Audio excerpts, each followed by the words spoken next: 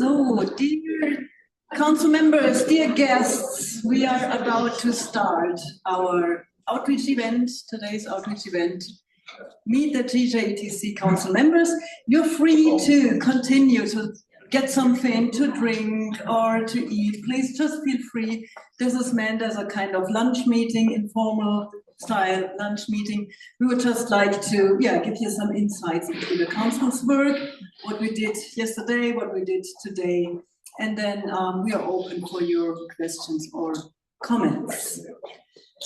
So my name is Johanna Schilling. By the way, I'm managing director of ECOS, and at the same time I'm leading the organization and secretariat of the German Energy Transition Council in Germany on the German side since its very beginning. Let me start with this. Today, or say these days, we can celebrate, or we have two anniversaries. One anniversary is the 10 years anniversary of the German-Japanese Energy Transition Council. This is something we can celebrate, I think. The other one is something we cannot celebrate. It is the 4th year of war in the Ukraine. And I remember very well when we had our council meeting in 2022 February at Japanese-German Center, actually, in Berlin. And on the evening before our council meeting, there was the news about Russian troops on the border of Ukraine, and we were all really worried and discussing. And the next morning, we woke up, and it was reality. The war was there, and it was 4 years ago. So it's kind of incredible. And now, again, we have met here and discussed about energy and climate policy in light of geopolitical changes and exchange perspectives from Germany and Japan. And there are some points we would just like to share with you today. So let me quickly update you on what is the council about. You find a two-pager about the council on the table over there. There are some QR codes, and you can get all the details by scanning the QR codes. So the council was funded in 2016, 10 years ago, as I said. It's meant to be a role model for international cooperation on climate and environmental issues. First meeting in Tokyo is on the left side, and the latest meeting in Tokyo was last year in February, when we met the colleagues at the IEJ in Tokyo. And over the 10 years, we met regularly, alternating between Germany and Japan, physically and also online or hybrid during the pandemic. Yeah, the council consists of equally members in Germany and Japan, outstanding experts in energy economics and, energy policy, several, subtopics related to energy and the energy transition. It is the current working phase financed by the METI, the Japanese Ministry of Economy, and by the German Ministry of Economy on the German side. And it is led by the scientific secretariats consisting of the Institute of Energy Economy, Japan, and of the Wuppertal Institute on the German side, and ECOS is doing the organizational coordination on the German side. We have about 3 roles. One is we are working as a consulting body for politics on both sides. So the council in the past 10 years already published several studies on topics such as decarbonization of the steel industry, on carbon pricing, on decarbonization of the building sector. A lot of studies and papers. You can all download them from the website. We also had dialogues with scientists, with young scientists, in the meaning of being an innovation lab. We have dialogues. We had a stakeholder dialogue also yesterday with the industry, representatives from the industry. And we had innovation roundtables really focusing on specific technologies that are important for energy transition in both countries. So that is about our role. So next, let us give you some really short insights into what the Council is working on last year and this year. And for this, I am asking my colleagues, Mr. Sakamoto, Mr. Kutani, and Stefan Thomas to me. Yeah, just come here to the front. So to start with, Sakamoto-san is member of the board of the IEJ and also director of the Climate Change and Energy Efficiency Unit. Stefan Thomas is the German co-chair of the GJETC and at the same time the director of the Research Division for Energy Transport and Climate Policy at Wuppertal Institute. And Ichiro Kutani is the director of the Energy Security Unit at IEJ and leading the GJETC Scientific Secretariat. So we start with Sakamoto-san for the first topic to, well, explain it to you. Thank you, Johanna. I'm pleased to present this year's topics, energy efficiency for industry. I introduced Japan's unique policy instrument, its energy efficiency benchmark, introduced for 12 different subsectors of industry, and the target was set at the top 10 to 20% level. We call this top runner program for industry.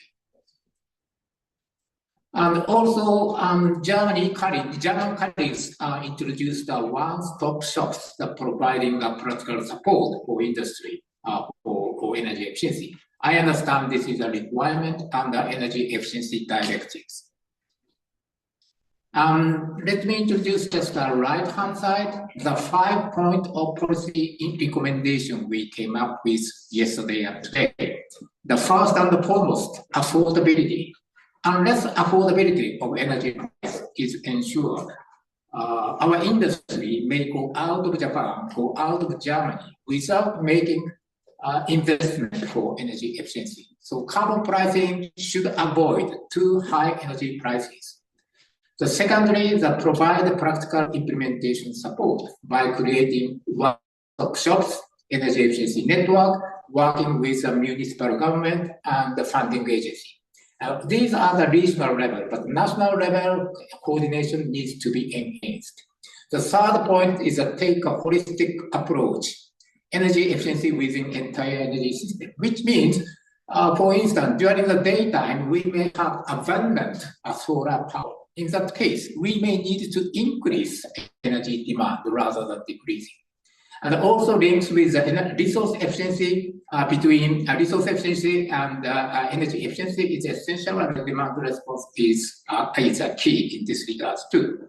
And AI digitalization could be a game changer to maximize energy efficiency. This includes through demand response and analysis of hourly resolution, which means, you know, hourly basis, electricity's emission factors could change. Therefore, hourly based resolution, such analysis is important. And that could be, that can be possible through AI and digitalization. And also, energy efficiency of data center is a must. And the last but not least, assess our social practices. I was surprised to know in your country, you are washing your clothes by water with a water of temperature, a water of 30 to 60 degrees, whereas in Japan, we are washing our clothes cold water. So that social aspect needs to be examined. Thank you.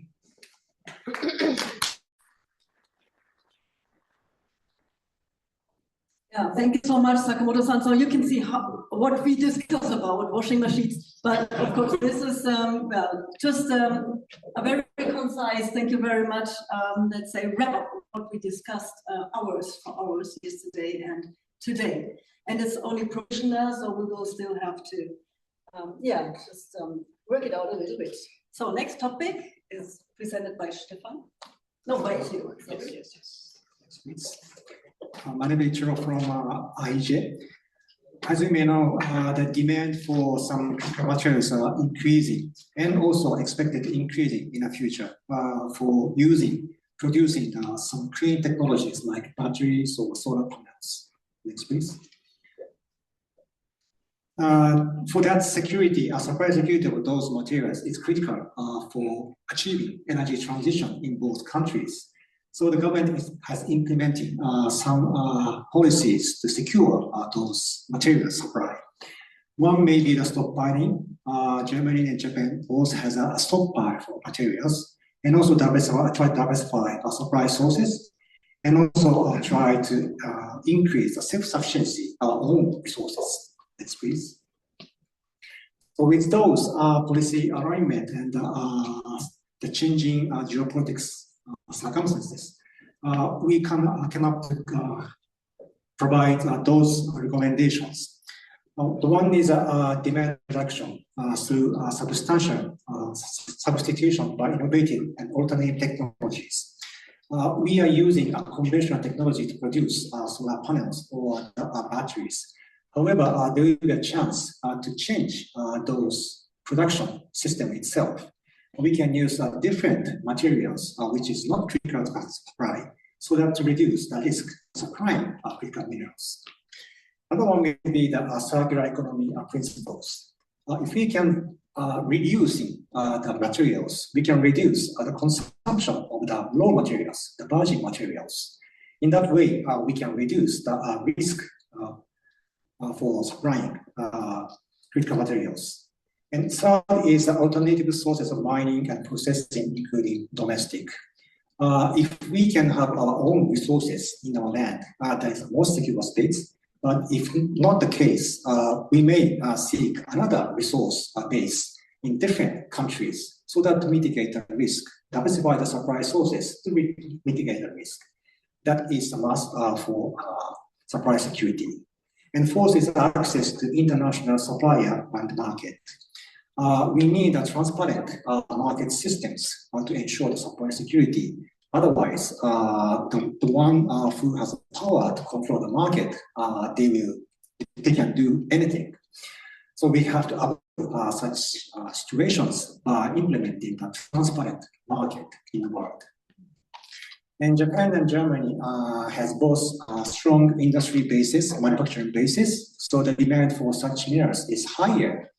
So both countries can share the common interest for the supply security of minerals, so we can join hand to deal with such risk. For instance, by creating critical mineral clubs, kind of clubs to deal with the same situations. Thank you very much. So actually, the paper about raw materials is already published. This was the result of discussions and also events we had last year in February in Tokyo. So it's already found on the website. So third topic presented by Stefan. Good afternoon, ladies and gentlemen. The third topic is carbon pricing and social acceptance, which we also analyzed and discussed last year. So the results are already also published as for the raw materials. So it may not be known in Germany so much that not only the EU and Germany have an energy trading scheme, emissions trading scheme, and also energy taxation, but Japan also has had energy taxation for a long time, including a small climate change mitigation part, and is now introducing also an emissions trading scheme for industry and in the future also for power producers. You see some features of the systems in both countries here on this slide. Next, please. What is actually important or relevant in terms of the affordability of energy prices is the total of the market-based ex-tax fuel price, which is the blue parts of the bars, and the different energy taxation and emissions trading schemes.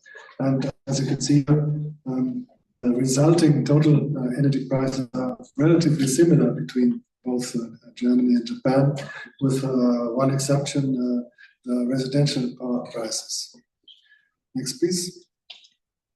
So our common policy recommendations with regard to carbon and energy pricing is that carbon pricing is not a silver bullet or magic rod, but needs to be embedded in policy mix, and moreover, a combination of the carbon pricing with financial and technical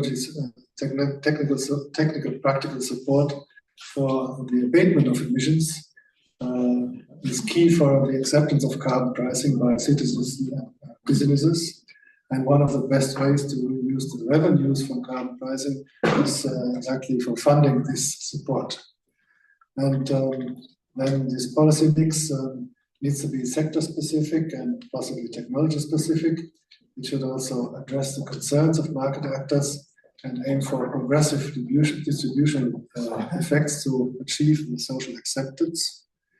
And finally, a more technical recommendation for the introduction of ETS schemes is that, as in the EU, experience has shown, it's good to introduce it in phases of a few years, which will enable policy learning, for instance, on the prices that are developing and how they could be managed a bit to avoid price jumps, and also on sectors that may not need free allocation or compensation because they are not in such a big international competition situation. So, thank you. Thank you very much.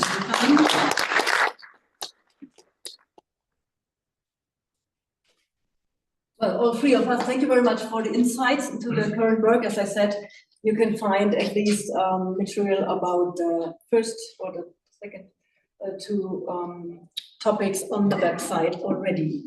Now, to give you another insight into the Council's work, we would like to ask 4 Council members to give some statements on the current, well, say, energy policy in Germany and Japan in the light of the new government. In Germany, it's not that new, but yeah, to some extent new. But in Japan, we have a new prime minister. We will have a comment by another Council member, and always from the German side and the Japanese side, just to give you an insight how we work. So the first pair, so to say, is Professor Jun Adima and Dr. Christine Wörl. Let me quickly introduce. Adima Sensei is a professor for energy and environmental policies at Tokyo University. He's got a long career at METI in the Agency for, among others, Agency for Natural Resources and Energy, and was also engaged in COP negotiations in the past. Come to me, Christine. Dr. Christine Wörl is the founder and CEO of ADEPO, a think tank and policy consultant, mainly focusing on energy and energy transition related topics. So first, Adima Sensei will share his statement, and then Christine will make some comments. Okay, thank you, Joanna, for your kind introduction. I'm very much happy to share our status of energy plan in Japan. And last February, the government has adopted several strategic energy plan. There are several key features of that energy plan. Let me enumerate one by one.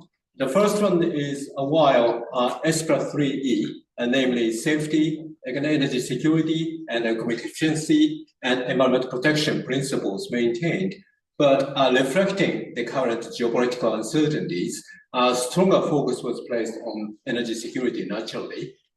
And also it acknowledged very much higher power demand in coming decades due to DX and GX. So to do so, we need to secure CO2-free power sources by maximum use of both renewable and nuclear. And this is a remarkable difference from the previous ones, because in the previous energy plan, we had a passage calling for reduction of dependence on nuclear as low as possible. And naturally, it was reflecting the trauma of the Fukushima nuclear accident. And this sentence has been maintained in the subsequent energy plan since 2014. But finally, we could eliminate this passage, reducing dependence on nuclear and as low as possible. And now we are pursuing maximum use of both renewable and nuclear. So that is a quite natural response to energy security and climate challenges. And also, this energy plan could be characterized as not only energy policy, but also a combination with industrial policy.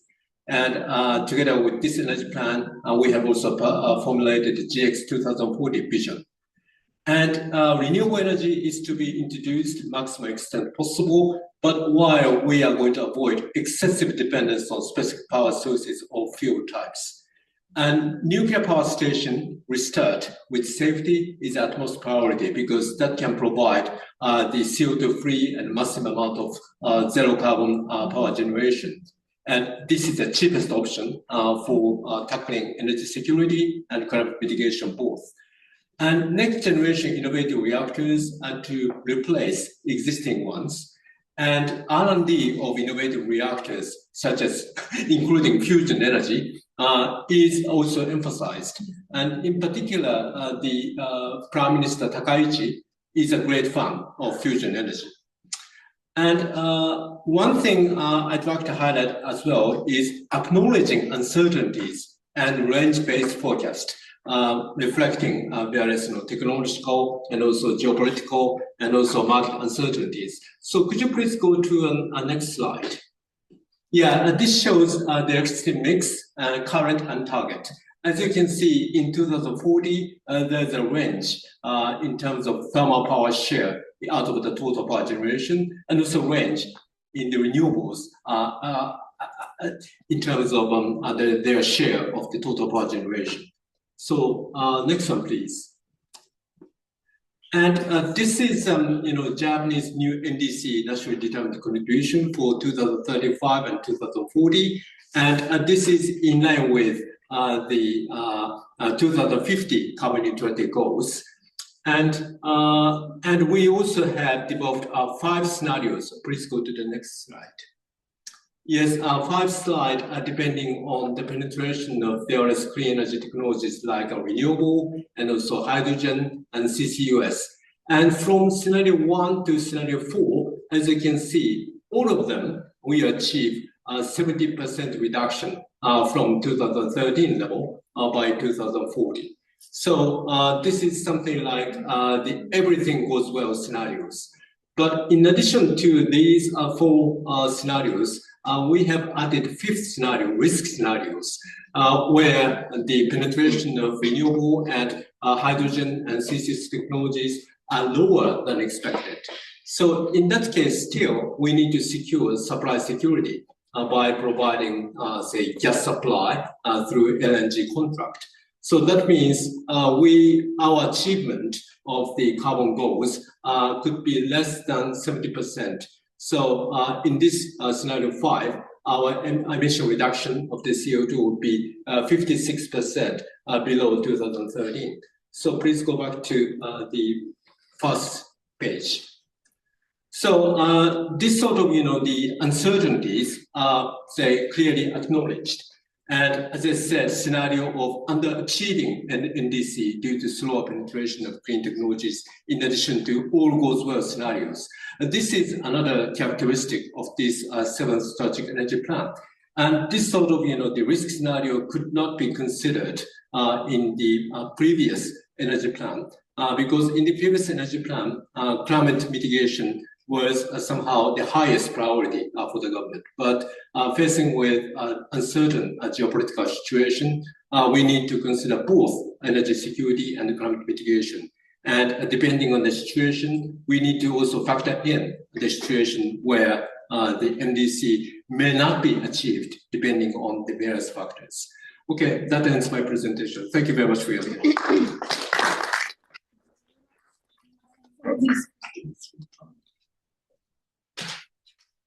Thank you very much, Arima-san, for this interesting presentation. Of course, the situation that Johanna has explained initially also puts Germany on some same kind of considerations as Japan, including energy security, which has gained much strength in its focus. Similarly, systems resilience, also specifically with respect to terrorist attacks and safety issues. And we have people amongst ourselves who have been subject to the biggest power outage in Germany over the last, 70 years? I don't know. This was, I think, a shock and a wake-up call for German industry as well. Even without the isolated and island situation that Japan is finding itself in. We also have discussed in the council the question of gas supplies, for example, where we see in Germany a big question mark right now due to the depletion status of our gas storages. But we also see that Japan has also increased its reliance, or has a lot since Fukushima enhanced its reliance on gas. Your procurement strategy is different than ours. We have potentially the opportunity to discuss this, the advantages and disadvantages of these strategies in the future. However, for us, we are very much wanting to find a new way where we rely as little on gas as possible. Overall, I was quite impressed in the scenarios and also implementation about the focus on affordability, which is the biggest focus of we discussed the scenarios for power generation costs. You made the valid point that the power generation costs, even for renewables, but also for other technologies, if you include the systems cost, will lead to higher costs depending on higher penetration levels of renewable energies. And I think this is going to be a very interesting discussion that we also should also have in the German case.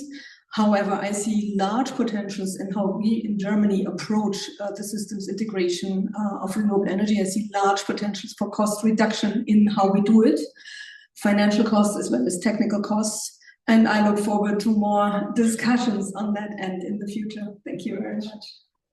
Thank you. Yes, there are some questions already or comments in your head. Just keep them in mind. We will have another round of statement and comments. And this time, I asked Katrin Goldhammer and Sumiko Takeuchi to meet, come here, over here. Both are also members of the German-Japanese Energy Transition Council. Dr. Katrin Goldhammer is the managing director of the Rainer Lemoyne Institute, an independent think tank and research institute on everything connected with sustainable transition of the energy system. And Professor Sumiko Takeuchi is a special professor at the Tohoku University, and she's also a representative director of U3 Innovations, and was also a member of several committees of the METI, for example, of the GX, the Green Transformation Realizing Committee of the Japanese Economic Ministry. So this time, Katrin will make the statement first, and then Sumiko will comment. Yes, thank you, Johanna. Hello, everyone. So my name is Katrin, and I have worked in energy for around 20 years. So with every new government, I see them announcing a new phase of the energy transition in Germany. And when I was asked to give my comment on what I see happening in the current government and what you can expect from the current government, this is exactly what I prepared. So I'm going to give you a very subjective, but also based on my experience in the energy policy field, based view on energy policy right now. And for me, it means that we have to talk at least about 4 different areas. So area 1 is the political framing that I see from Germany's new government. And what struck me most was that the new government is now establishing a new hashtag around the energy transition in Germany, and they're calling it more realism. And this is a framing that is supposed to tell us how, obviously, over several years and decades of the energy transition, maybe what we did wasn't right, and now we have to base it more in like the real life.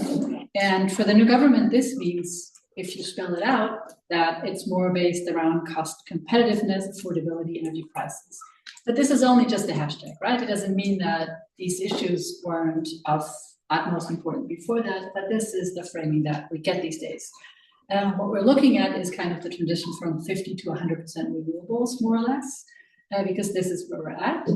And it means that it comes to infrastructure market design, system resilience, all of these issues. I'm just going to raise a few of them because I have limited time. So area 2 is everything that has to do with infrastructure and electrification. So massive electrification is going to require grid extension, faster grids, faster building of grids, but also lots of flexibility options. The amount of electrification that we foresee is highly debated. So I remember last year when the government was proposing that maybe the numbers wouldn't be too high, so we shouldn't be too ambitious. But at the same time, they could be really high in the future, let's say due to data centers, and then we should be very ambitious. Also, German grids are not digitized as much as you would think. So private households, but also the grid does not share a lot of information. Information isn't digital, so that's definitely something we need to work on. And they're also very fragmented, with several hundreds of system operators operating electricity grids on the lowest grid levels. So these are things that we have to deal with in this current phase of the energy transition. Area 3 is the industrial transformation. It's something that we've discussed within our council over the course of the last few weeks, but also this week. As you know, investments are extremely OPEX-based, so upfront costs are massive. How much would we like the German government to subsidize these investments? I do see them offering investment subsidies. Last year, I would have said it's probably going to be for green hydrogen. Now it's probably going to be for natural gas with CCS. So I see a shift in the German government policies, and also the fact that we want to build gas-fired power plants again. They're also going to be highly subsidized. So this is kind of where the money is going. But what to do with carbon? We don't have carbon storage yet. We have neighboring countries, though, that are interested in offering carbon storage facilities for the German carbon market. So the Netherlands could be an option for us to transport carbon too.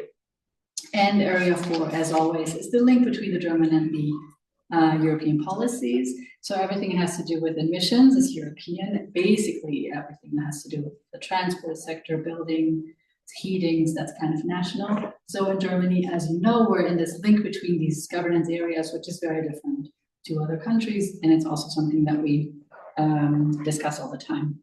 And when it comes to the import concentration, we're still very much at risk for gas and oil. I don't see this declining. So it feels to me like we've almost just forgotten about the energy crisis that started with the Russian invasion in Ukraine. And I'm very much hoping for us to learn from it. Thank you. I'll just hand over to some for comment.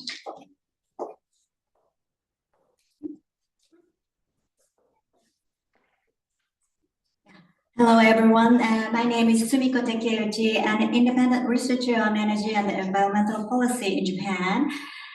First of all, my sweater fits the logo of GJETC green.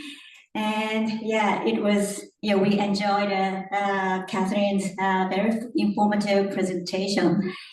And yeah, what impressed me most was the new hashtag, more realistic.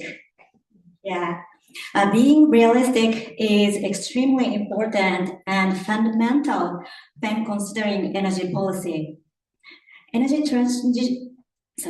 transition takes an extremely long time, so the policy must have the sustained support from the public. Japan has been working on green transformation under the hashtag of realistic transition. And I learned once again the importance of being realistic. And Japan and Germany are aiming for two major goals. One is transformation towards a decarbonized society. The other is maintaining our industrial competitiveness. Transformation towards a decarbonized society not only reduce CO2 emissions, but also has significant meaning of improving energy self-sufficiency. In the context of energy security, self-sufficiency is extremely important. However, it requires large investment. Other countries are strengthening their industrial competitiveness by using cheap energy. While investing for the future, we must secure affordable energy in order to keep our industrial competitiveness. We have to promoting green transformation, but at the same time, we have to tackle with the geopolitical transformation. So from this perspective, this year's GJETC's discussion focused on initiatives to improve industrial energy efficiency. Although this is a cost-sensitive sector, investment decisions cannot be made based solely on current energy costs. There was also a fruitful exchange of opinions on mechanisms such as information provision and government support measures. Based on my participation in the discussion and Ms. Catherine's presentation, I would like to share two ideas. First, I believe that our approach should be holistic and simple as much as possible. It is desirable for cost-effective technologies to be selected by market mechanisms and introduced. Catherine pointed out that expectations for hydrogen may have shifted to other technologies, creating excessive boom and then letting it burst hinders technological development. Hydrogen is a promising technology, but we should not have excessive expectation for that. The policy support that should be adapted differs depending on whether the technology is in the development stage or the deployment stage. For technologies that have entered the deployment stage, it would be better to leave their introduction to market mechanisms. Second, both countries have technological strength in improving energy efficiency, raising expectations for collaboration. When it comes to green tech, particularly renewable energy, Chinese companies dominate the market share now. It will take some time for Japan and German companies to regain competitiveness in green tech with new technologies such as next generation solar power, perovskite, or others. However, Japan and Germany have extensive experience and strength in energy efficient technologies and the social mechanisms for introduction them. I'm convinced that the discussion at GJETC will be extremely beneficial and contribute to the future energy transition of both countries. Thank you so much.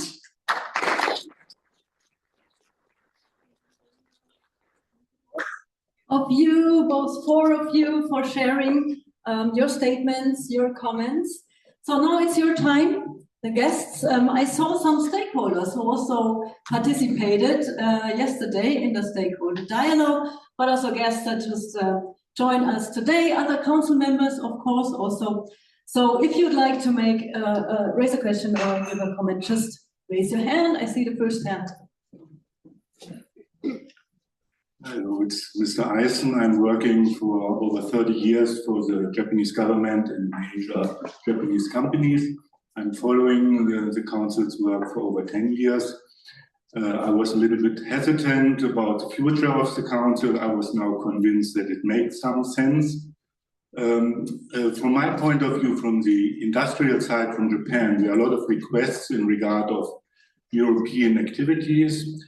And I see a large potential in recycling, where I think our technology is a little bit advanced. But of course, there's also Japanese technologies which unfortunately are not yet known in Germany or in Europe. In regard of the council, I would like to make two suggestions or topics which are of interest to me. The whole money which is collected with ETS, how is it used? What are the innovative research projects going on? How they are going on? What is the real result in regard of carbon capturing? I see not much results, but a large sum of money being collected. The second one is on the very local level. I think there's, when talking to locals in Japan, they are not so happy about photovoltaics, and because they don't have any share in it. So the idea of the German Energiegenossenschaft might be a good idea to be a little bit promoted or to get to be known in Japan as well. I think this Japanese background is ideal for such an organization as well. These are the 2 points I want to underline. Thank you. Excellent. Thank you very much. One of the, yeah, thank you very much. I think one of the council members who does want to comment on it, maybe on the point of how ETS money is being used. Is it assessed in a way? So, yeah.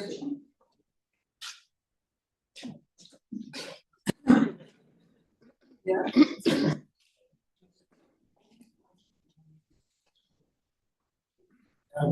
In the EU, the legislation requires the use of the revenues from the emissions trading scheme either for supporting actions, investments to reduce carbon emissions or to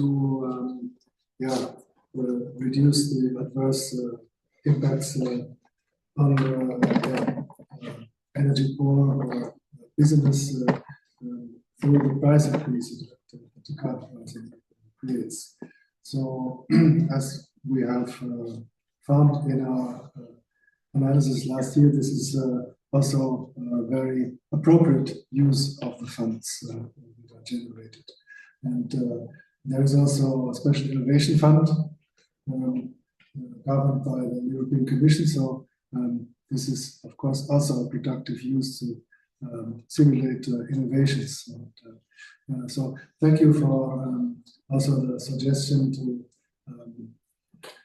look at ways to improve the acceptance of renewable energies, like through energy cooperatives. That is the English translation of Energiegenossenschaften that you mentioned, and or energy sharing, which also needs to be introduced in Europe.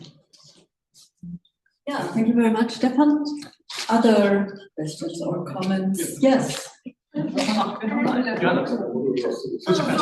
Sorry. Let me explain how the revenue from Japan's ETS will be used.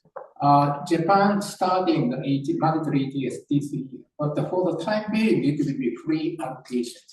Auctioning for power sector will be introduced in 2033, and all of the revenue will be used for support for the investment by business. Thank you very much for making it clear for the Japanese side. Now, the question.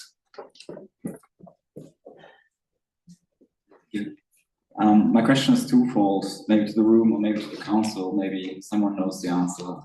You said that security concern, national interest is important to be energy independent, right? But you want to increase nuclear power. As far as I know, there's no uranium mining in Japan. So Japan buys most of the uranium from abroad. I think the biggest supplier right now is Australia. So by increasing nuclear power, you increase also dependency in other countries. So how does that connect increasing nuclear power with increasing national interest? Second one is also you want to increase renewable energy. I think the Takaichi government recently announced the cancelling of support for large solar fields. And I heard as well there's like some criticism of solar fields, solar energy in Japan. A prefecture like Fukushima already gets 50% of the energy supply from solar energy, and they want to increase in the future. And the solar energy, of course, needs to be build the fields and to buy the panels, but once you buy the panel, it can generate energy for like 20 years. When you buy coal or gas from outside, you make energy from it and it's gone. Solar field can stand for a longer time. Why is there this decrease of solar power while it would support national interests and national independence? Thank you. Thank you very much. We just discussed that this morning. Concerning your first point, in terms of the import of uranium, compared with the vast amount of energy to be produced by nuclear power plant, the volume of uranium is very much tiny. Because with a very much tiny volume of uranium, we can produce vast amount of energy. So, and also we are importing uranium from such countries as Australia or Canada and so on. But there are some sort of reliable suppliers. So that should be distinguished from, for example, oil supply from Middle East.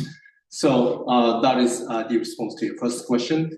Second question is, yes, because of the very much preferential, say, feed-in tariff introduced after Fukushima nuclear accident, we have, the tsunami of the mega solar parks all over Japan. So that has created some tension between the solar developers and also local communities. An increasing number of local communities has introduced ordinance to say no thank you, new mega solar parks. So, and in addition, the first of the solar panels which have been introduced are coming from China. So therefore, that has not made any, say, visual contribution to Japanese, say, industry. So therefore, Takaichi government is very much enthusiastic of another kind of solar technologies like perovskite, that is made in Japan technologies. And so, and also, it does not need such a large amount of space. It can put on the wall or it can put on the rooftop of the automobiles and so on. So we have not, how can I say, lost our interest in solar power. But rather than looking at the traditional solar panels, we are looking at new technologies. Anyone else who would like to comment on what we just heard? Fine. So yes. Yeah, I have a very short question to that. How far ahead are you in the production of perovskite PV entering a market? Yeah, and it is very much close to the market. So, and also for producing perovskite, we use, say, sodium, and it can be widely available in Japan. So that clearly, say, differentiate the perovskite technologies from the very much cheap Chinese solar technologies. And also, as I said, the big difference between perovskite and also the solar panel is the location where perovskite can be installed. We have much more, how can I say, flexibility in installing perovskite type solar I come from technologies. Perovskite research, so I'm curious if you have a company that, when is there a market entry date for some company? We are expecting, perovskite entry, for example, in our energy plan in 2035 or 2040. So already the penetration of perovskite technologies are factored in that projections. Thank you. Yeah, and SEC3 has already has a plan to introduce in the market by 2028. To 28 or 29, before 2030. Yes, okay. Any other questions or comments? We have about 5-6 minutes more before we open again for just free talk. Yes. So, first of all, thanks for the interesting presentations. So my question is regarding the cost during the development. So since that our industry will use AI and other technologies to develop new product, then the industry will also need a lot of energy to run all the mainframes, to get all the data, to store all the data, to train the models. And when the models are deployed in the product, then by doing the inference, the models do not need so much energy, but the training of the AI models on the mainframes is really, really expensive, time-consuming. Do you have a metric or a consideration how to measure this CO2 output or this energy consumption in the research before the product is gone, before a product is going into the production?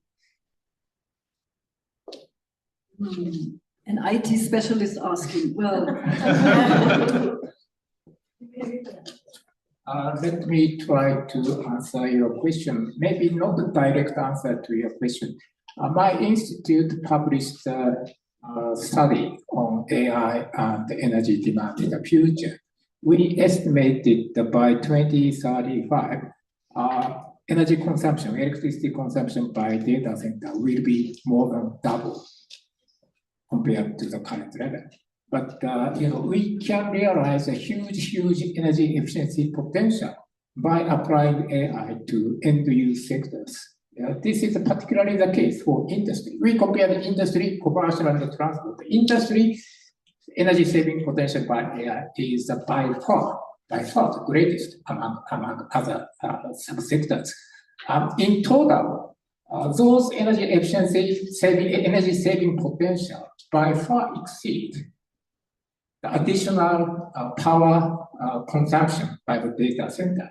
So in total, we would be better off with AI. Yeah, thank you. Any other questions now? Yeah, maybe you're also eager to just engage into talks with our council members and maybe have some more coffee and drinks as well.